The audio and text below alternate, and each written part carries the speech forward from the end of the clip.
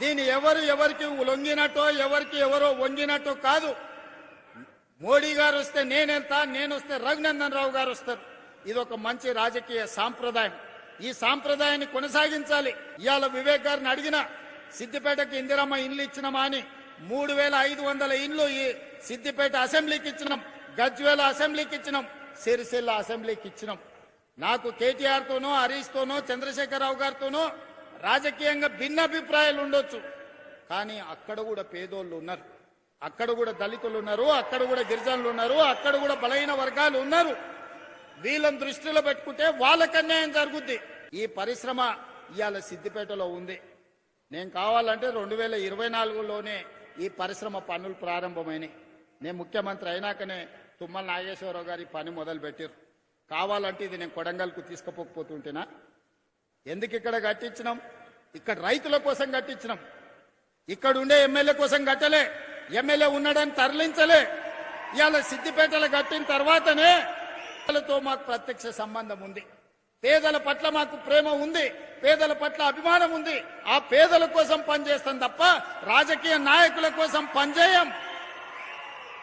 మీరు అట్లా చేసిండ్రు కాబట్టి మేము కూడా అట్లనే ఉంటామని అనుకుంటే అట్లాంటి ఆలోచనలని దూరం పెట్టమని చెప్పి నేను విజ్ఞప్తి చేస్తున్న ఈ శాసనసభ్యుడికి. కాకపోతే ఆ సిద్దిపేట నుంచి ఎమ్మెల్యేని గెలిపించండి. సిద్దిపేట నుంచి గెలిచిన ఎమ్మెల్యేను మా పెద్దలు దామోదర్ రాజనరసింహ గారు, మా వివేక్ వెంకటస్వామి గారు మంత్రిని చేయించే బాధ్యత వాళ్ళిద్దరు తీసుకుంటారు.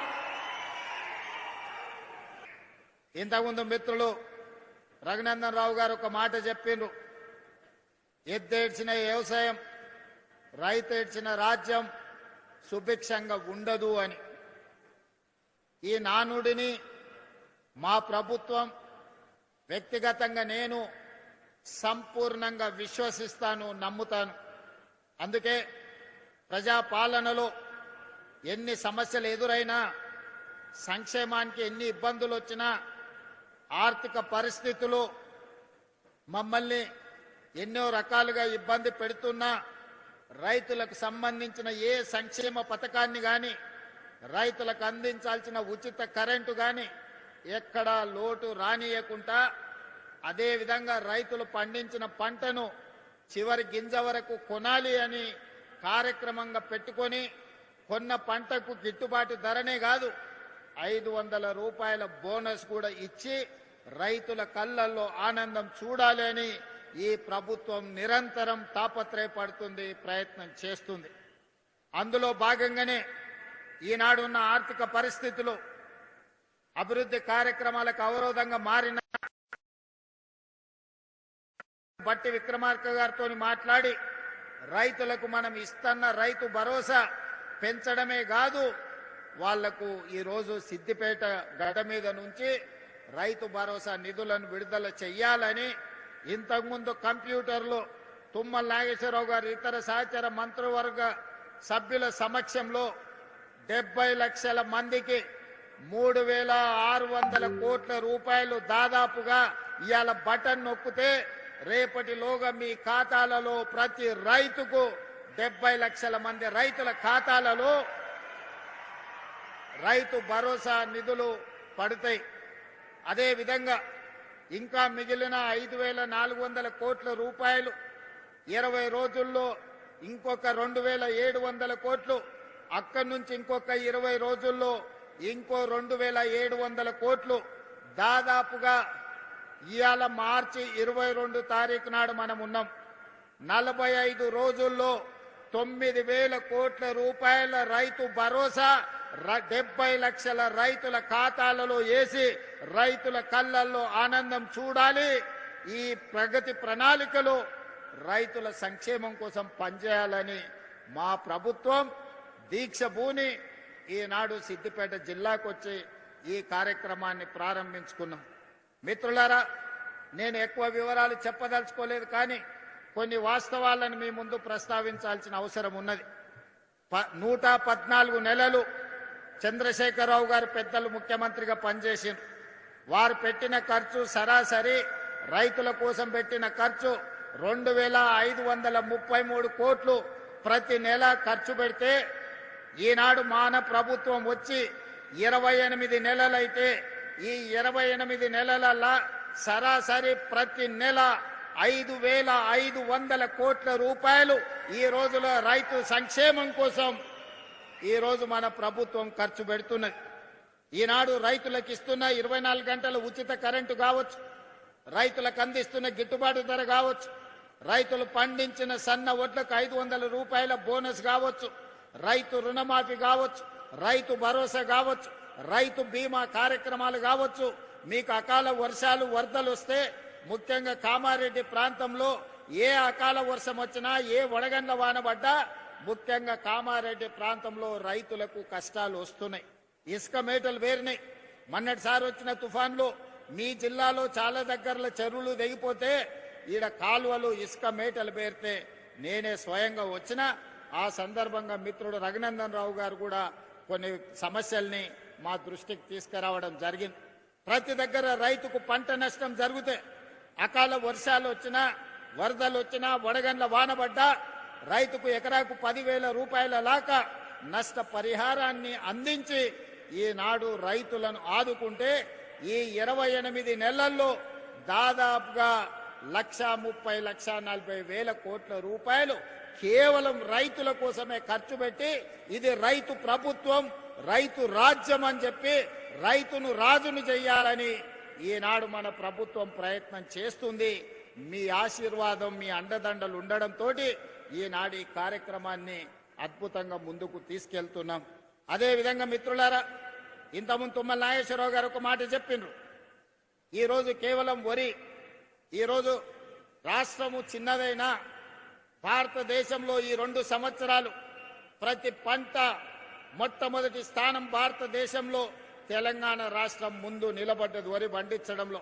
పోయిన సంవత్సరం 2,58,00,000 మెట్రిక్ టన్నుల వరి ఉత్పత్తి చేసి దేశంలోనే నెంబర్ 1 రాష్ట్రంగా ఈనాడు తెలంగాణ రాష్ట్రం నిలబడ్డది.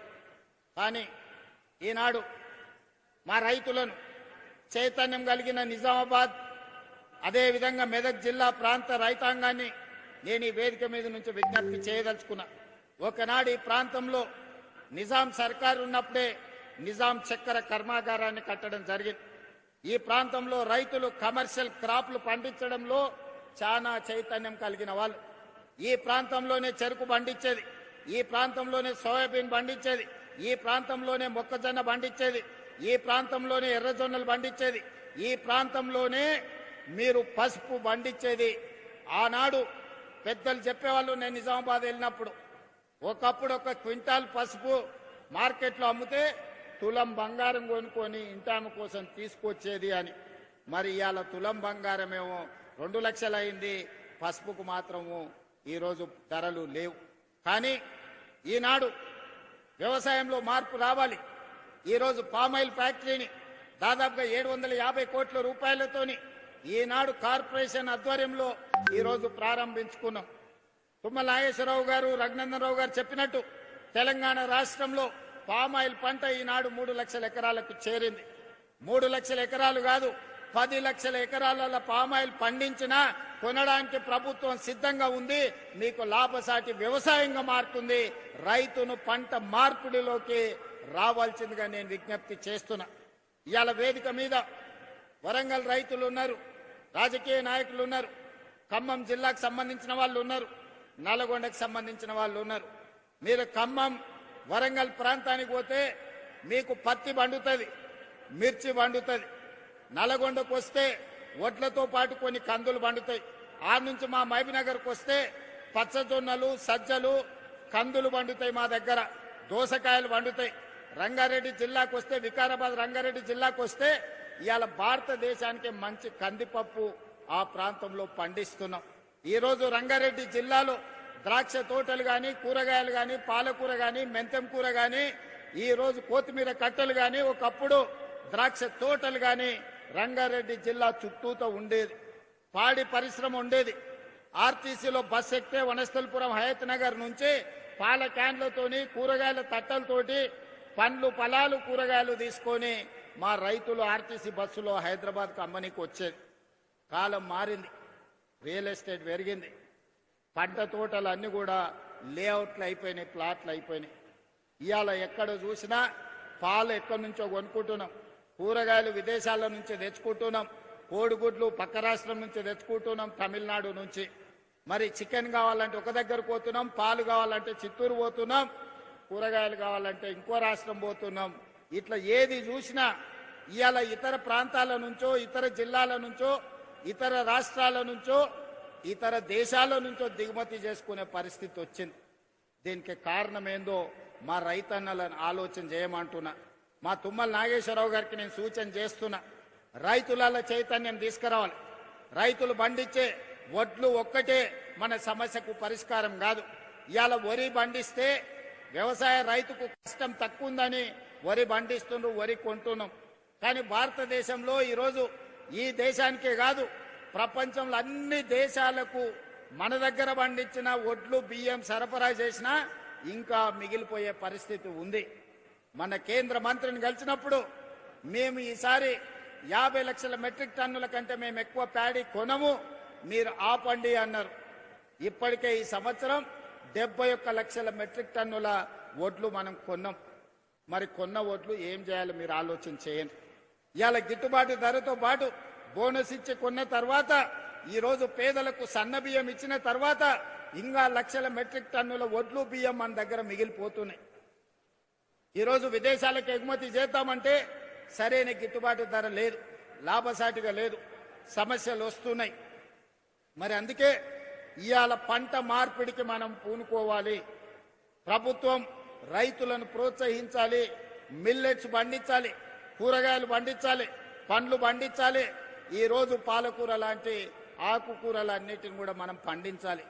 ఈరోజు రైతులకు పాలు కావాలి అంటే పేద పట్టణంలో ఉండే వాళ్లకు ఈరోజు పాలు పండ్లు కొనాలంటే ఎక్కడికో పోవాల్సి వస్తుంది.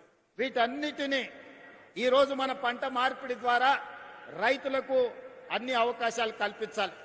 రైతులను ప్రోత్సహించడానికి ప్రణాళికలు సిద్ధం చేయాలి. తుమ్మల నాగేశ్వరరావు గారు వ్యవసాయ శాఖ మంత్రే కాదు, ఆయననే పెద్ద రైతు. రైతుకున్న సమస్య తుమ్మల నాగేశ్వరరావు గారికి సంపూర్ణమైన అవగాహన ఉంది. ఏదైనా యూనివర్సిటీ పరీక్ష పెడితే ఆయనకు డాక్టరేట్ వస్తుంది వ్యవసాయం మీద.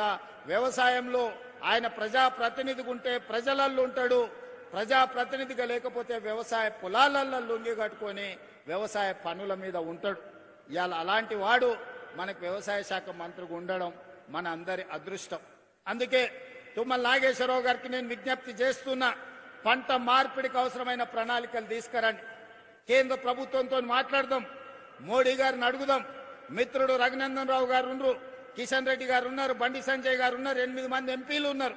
తెలంగాణ రాష్ట్రంలో పంట మార్పిడి ద్వారా రైతులకు లాభసాటిగా కేంద్ర ప్రభుత్వం రాష్ట్ర ప్రభుత్వం కలిసి మెలిసి ఏ విధంగా లాభసాటిగా చేద్దాం, రైతులు తలెత్తుకొని నిలబడే విధంగా, రైతులు పండించిన పంటకు లాభసాటిగా ధరలు వచ్చే విధంగా ఈరోజు పామాయిల్ పండిస్తే 4 సంవత్సరాలు మనకు రిజల్ట్ రాదు అని చెప్తున్నారు. 4 ఏళ్లు మరి రైతు ఎట్లుండాలంటే రైతును ఆదుకోవాల్సిన అవసరం ఉంది అని ఇంతకుముందు మిత్రులు చెప్పారు. అందుకే కేంద్ర ప్రభుత్వంతో పాటు కేంద్ర ప్రభుత్వం రూపాయి ఇస్తే తెలంగాణ నుంచి కూడా ఇంకో రూపాయి తోడేసి ఆ 2 రూపాయలు రైతుకి 4 ఏళ్లు బతకడానికి, జీవనం సాగించడానికి సహకారం అందిస్తాం. పామాయిల్ ఫ్యాక్టరీలు కడదాం.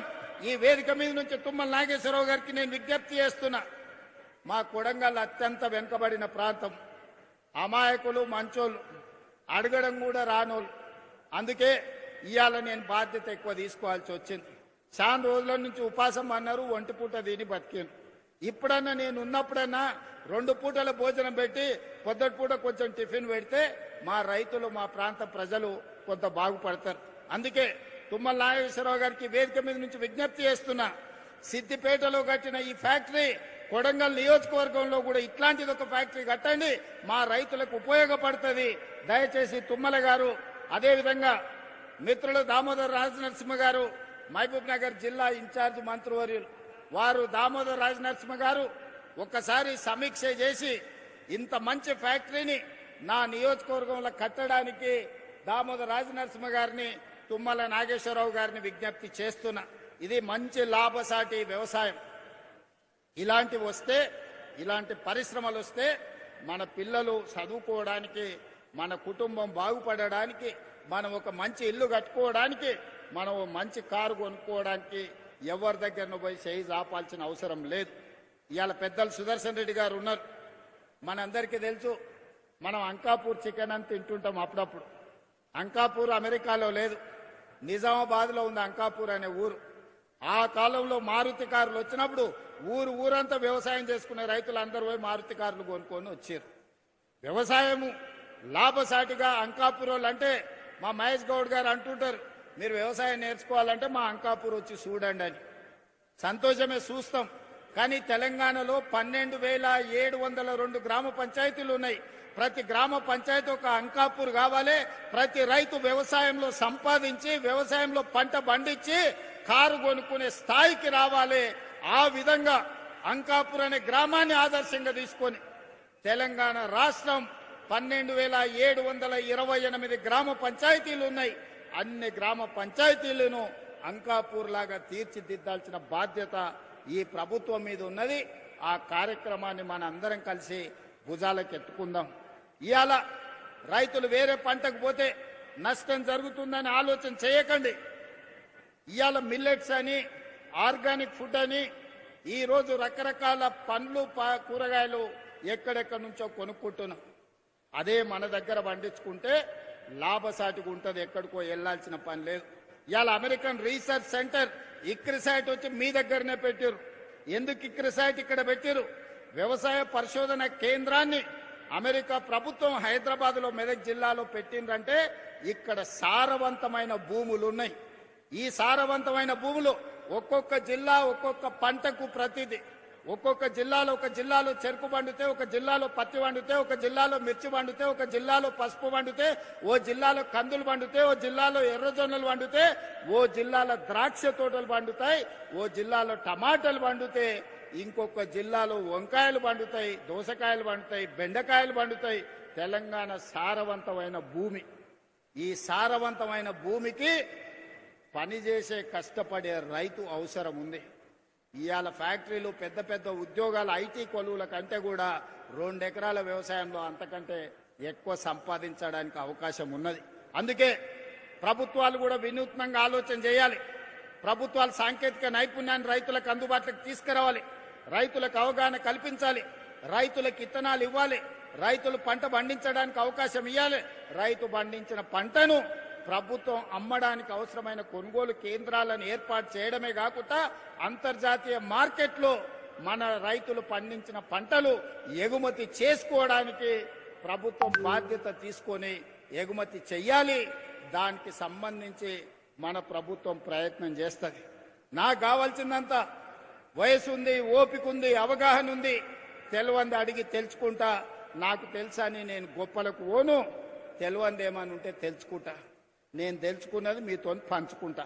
నేను మీతో పంచుకున్నది మీరు పంట పండిస్తే తెలంగాణ అద్భుతమైన తెలంగాణ, బంగారు తెలంగాణ అంటే గిదే బంగారు తెలంగాణ. తెలంగాణలో పంటే ప్రతి పంట, ప్రతి గింజ బంగారు తెలంగాణలో భాగస్వాములం చేస్తుంది అని చెప్పి ఈనాడు మా రైతాంగం అందరూ కూడా కదిలి రావాలి. ముఖ్యంగా మా అన్నలు నగదు ఉంటే సాయంత్రం బెల్ట్ షాప్కి ఇచ్చొస్తారు.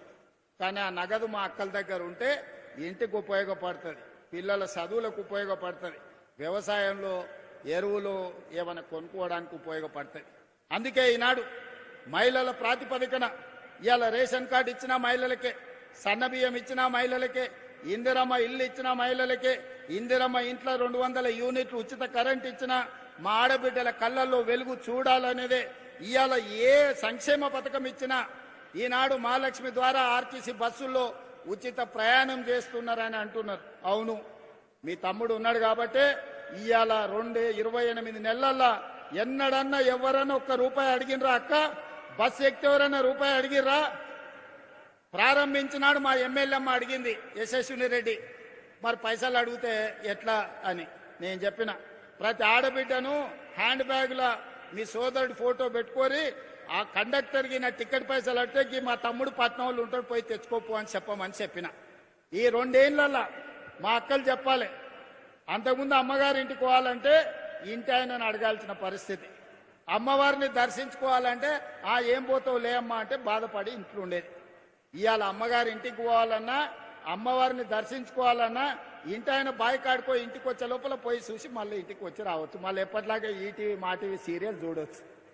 అవునా? మరి ఇవాళ ఆర్టీసీ బస్సుల ఉచిత ప్రయాణానికి 9,000 కోట్ల రూపాయలు మన ప్రభుత్వం ఖర్చు పెట్టింది.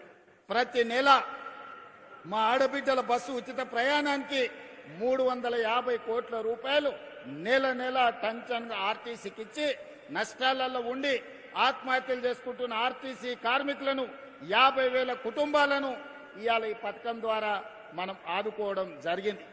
ఉచిత ప్రయాణమే కాదు, ఈనాడు 1000 బస్సులను కొని 1000 బస్సులకు మహిళా సంఘాలను ఈ రోజు యజమానులను చేసి ఆర్టీసీకే కిరాయికి పెడితే మా పొన్నం ప్రభాకర్ గారు నెల నెల మా బిడ్డల ఆడబిడ్డలకు ఈ రోజు ఆర్టీసీ బస్సు యజమానులను చేస్తే బరాబర్ కిరాయి పైసలు కట్టే పరిస్థితి వచ్చింది.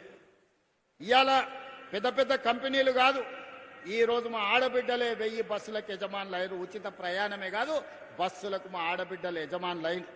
ఇవాళ మా ఆడబిడ్డల్ని పెట్రోల్ బంకులు పెట్టించిన స్వయం సహాయక సంఘాలకు ఈ రోజు మా నారాయణపేటలో అదేవిధంగా ఇతర ప్రాంతాలలో ఇవాళ ఆడబిడ్డలకు పెట్రోల్ బంకులు ఇచ్చినాం, మీరు స్వయంగా నడుపుకోండి అని చెప్పినాం. ఇవాళ 67 లక్షల మంది ఆడబిడ్డలు స్వయం సహాయక సంఘాలలో సభ్యులుగా ఉన్నారు. అందుకే నేను ఒక మాట చెప్పిన, మా అధికారులకు ఆదేశాలు ఇచ్చిన 2034 సంవత్సరం లోపల 1 కోటి మంది సభ్యులను చెయ్యాలి. 1 కోటి మందిని కోటీశ్వరులను చేసే వరకు విశ్రమించేదే లేదు. ఆడబిడ్డల కోసం ఈ ప్రభుత్వం పని చేస్తుందని చెప్పినాం. మా అక్కలందరికీ నేను సూచన చేస్తున్నా, ఇవాళ మీరు 67 లక్షల మంది సభ్యులు ఉన్నారు. దీన్ని 1 కోటి మందిని చేసే బాధ్యత ప్రతి సంఘం సభ్యురాలు బాధ్యత.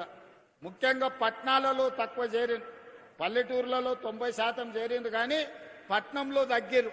పట్నంలో కూడా సంఘం సభ్యులను పెంచండి. ఇప్పటి వరకు 28 నెలల 57,000 కోట్ల రూపాయల బ్యాంకు లింకేజ్ ఇచ్చి 0 వడ్డీ మీద 1,350 కోట్ల రూపాయలు ఇవాళ బ్యాంకులకు మన ప్రభుత్వం కట్టింది. ఇవాళ మీరు ధైర్యంగా బ్యాంకుల లింకేజ్ తీసుకోండి, వ్యాపారాలు చేయండి, ఆర్థికంగా ఎదగండి. మీకు అండగా ఈ ప్రభుత్వం నిలబడుతుంది. ఒకనాడు సోలార్ విద్యుత్ అంటే తుమ్మల నాగేశ్వరరావు గారు, ఒకప్పుడు సోలార్ విద్యుత్ అంటే అదానీ అంబానీలే ఉండేది. కానీ ఇవాళ సోలార్ విద్యుత్ అంటే 1000 మెగావాట్లకి యజమానులు మా ఆడబిడ్డలు అయినరు. ఇవాళ అదానీ అంబానీతోని మా ఆడబిడ్డలు సోలార్ విద్యుత్ ఉత్పత్తి చేస్తే రాష్ట్ర ప్రభుత్వం కొనుగోలు చేస్తుంది. ఇవాళ మా ఆడబిడ్డలకు తెలియని వ్యాపారం లేదు, వ్యాపారంలో మెలకువలు లేవు.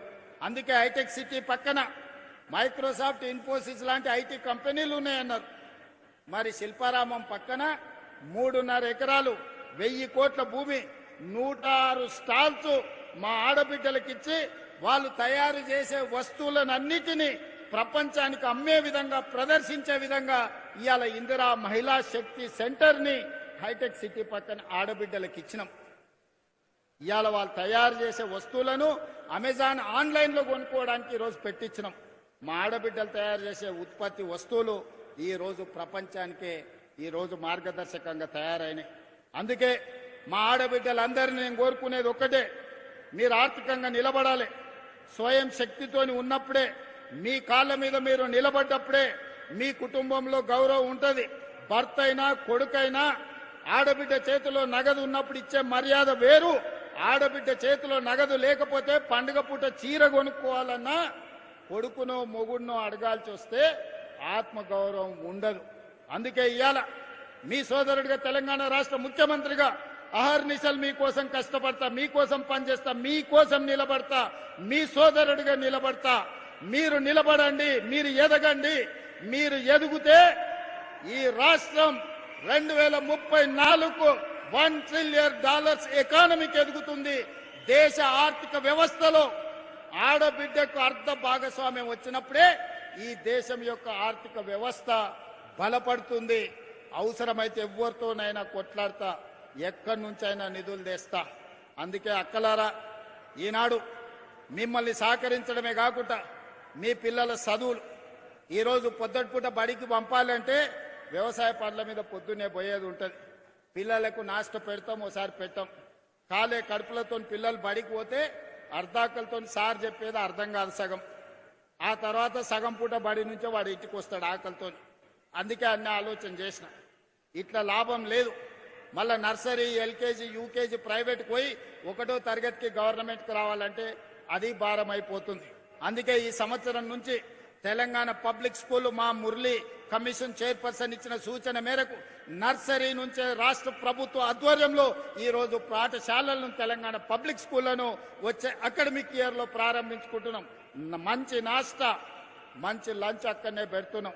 ఒక రోజు పిల్లలకు పాలిస్తాం, 2వ రోజు రాగి జావ ఇస్తాం. వారం రోజుల్లో ఆదివారం సెలవు అయితే 6 రోజుల్లో 3 రోజులు ప్రతిరోజు పాలిస్తాం పిల్లలకు, 2వ రోజు రాగి జావ ఇస్తాం. మంచి నాష్ట పెడతాం, మంచి భోజనం పెడతాం. ప్రభుత్వ పాఠశాలల్లో అన్ని వసతులు ఏర్పాటు చేస్తాం. అందుకే ప్రైవేట్ స్కూళ్ళకు పోవాలనే మోజుకు పోకండి. మీరు సంపాదించినంత ఫీజుల రూపంలో నష్టం కాకండి. ప్రభుత్వ పాఠశాలలు ప్రైవేట్ కంటే మంచిగా చేపిస్తాం. ఇవాళ ప్రైవేట్ స్కూళ్ళల్లో చదువుకున్న వాళ్ళ కంటే గవర్నమెంట్ స్కూళ్ళల్లో టీచర్లు అత్యధికంగా చదువుకున్న వాళ్ళు ఉన్నారు. ఇవాళ మన పిల్లల్ని బడికి తోలితే బ్రహ్మాండమైన చదువు చెప్పడానికి టీచర్లు సిద్ధంగా ఉన్నారు. 1,00,000కు పైగా టీచర్లు ఉన్నారు.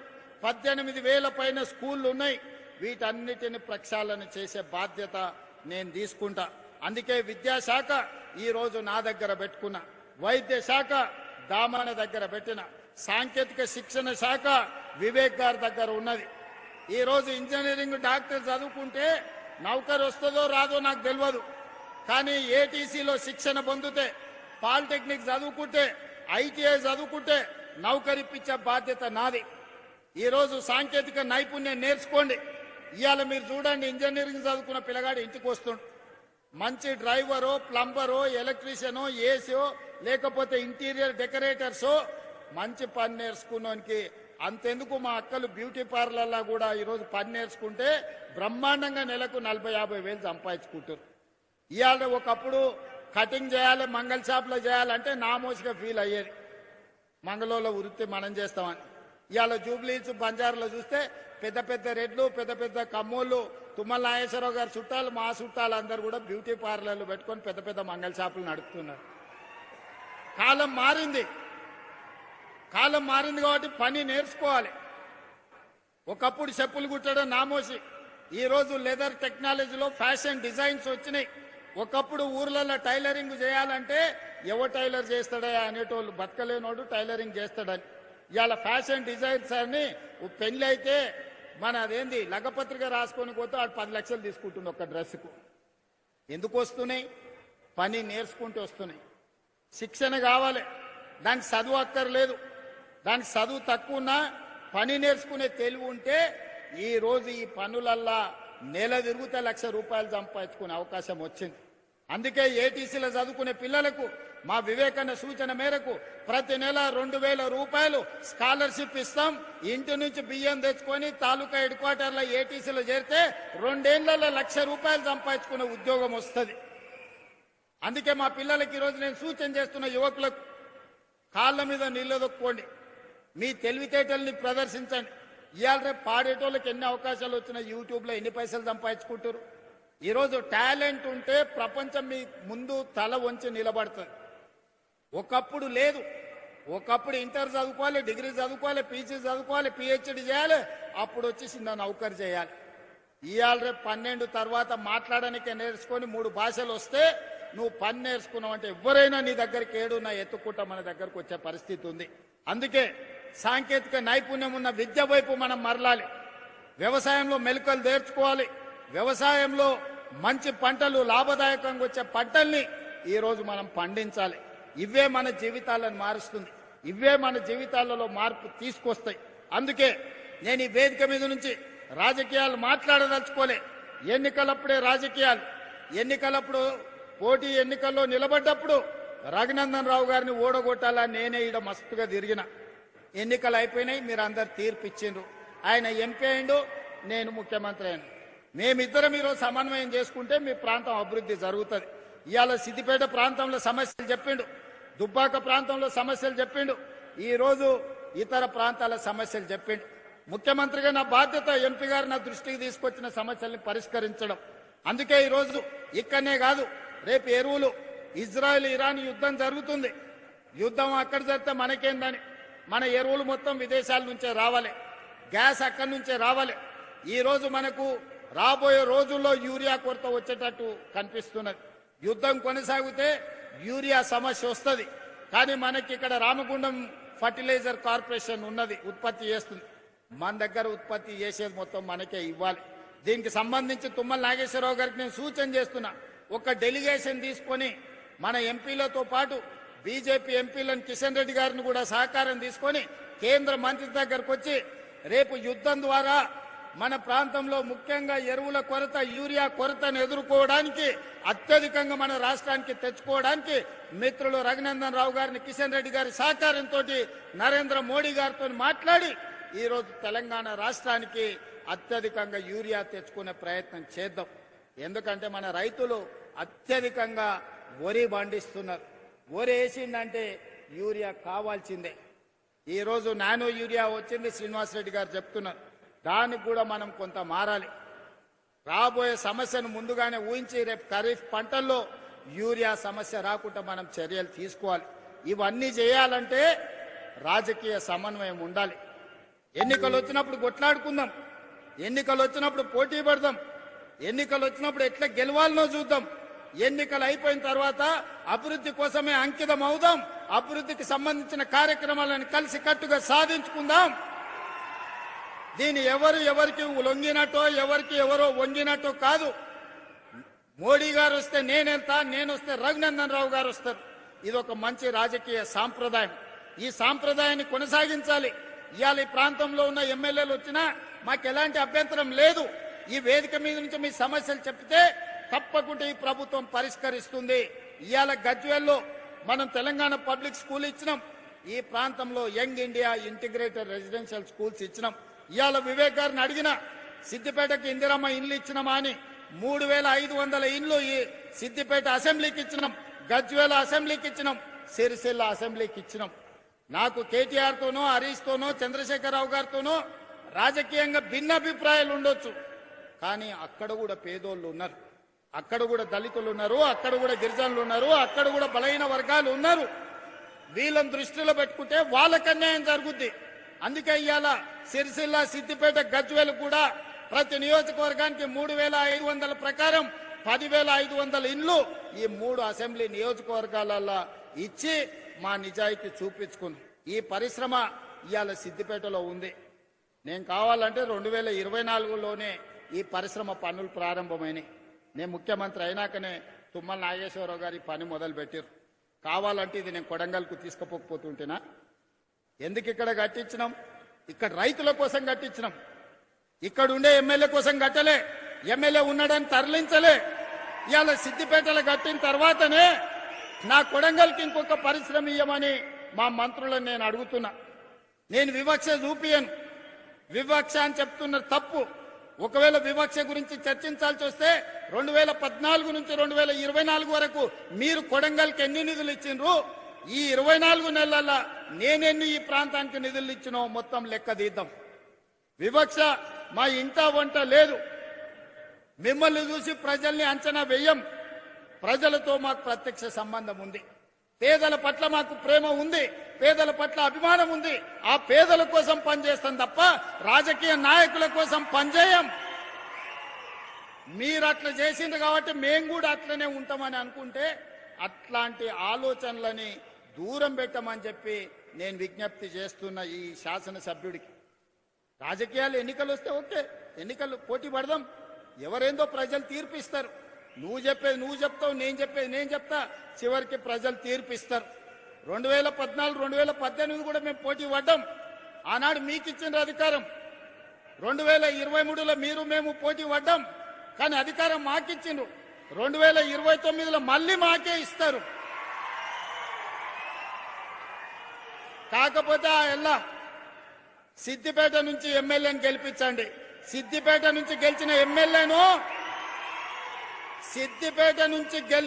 ఎమ్మెల్యేను మా పెద్దలు దామోదర్ రాజనరసింహ గారు, మా వివేక్ వెంకటస్వామి గారు మంత్రిని చేయించే బాధ్యత వాళ్ళిద్దరు తీసుకుంటారు. 2029 ఎన్నికలలో సిద్దిపేటలో గెలిచే ఎమ్మెల్యేను వాళ్ళిద్దరు మంత్రిని చేసే బాధ్యత తీసుకుంటారు. ఈ వేదిక మీద నుంచి నేను మీకు మాట ఇస్తున్నా. ఈ ప్రాంతంలో 1984 నుంచి 2029 వరకు ఒకే కుటుంబం ప్రజలలో ఉన్నారు. ఇతరులకు ఒక అవకాశం ఇవ్వండి అని నేను అడుగుతున్నా.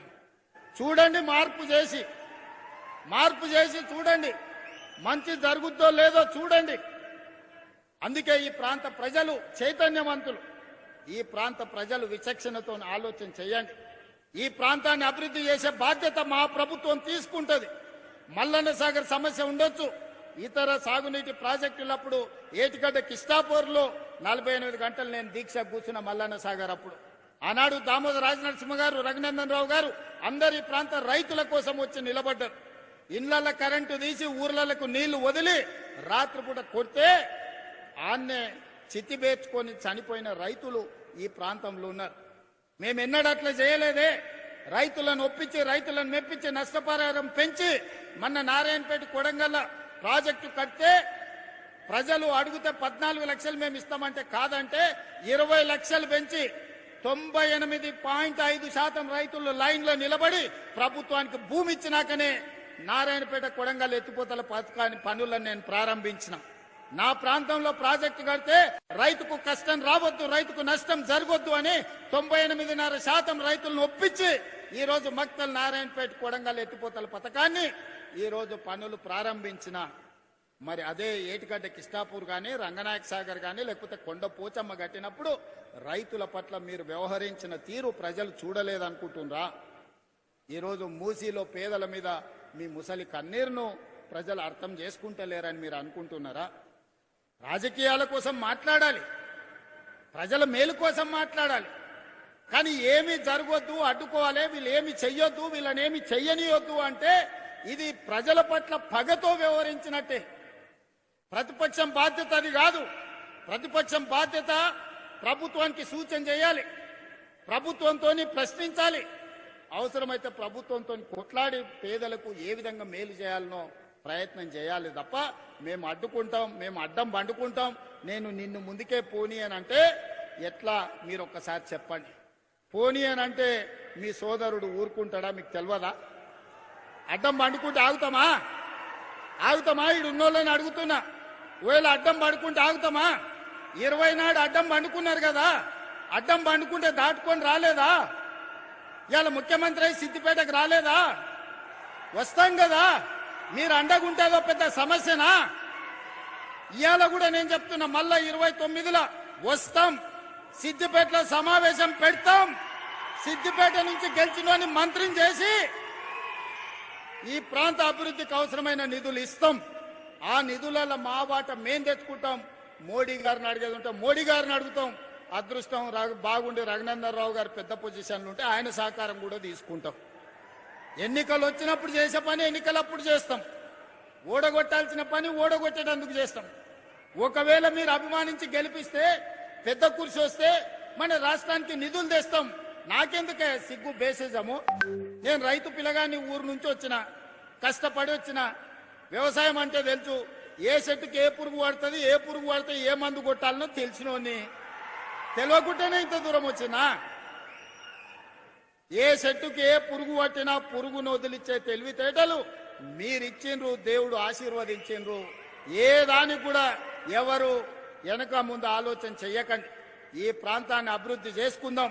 మా అధికారులకు సూచన చేస్తున్నా, సిద్దిపేటను ఏ మాత్రం వివక్ష వహించకండి, చూడకండి.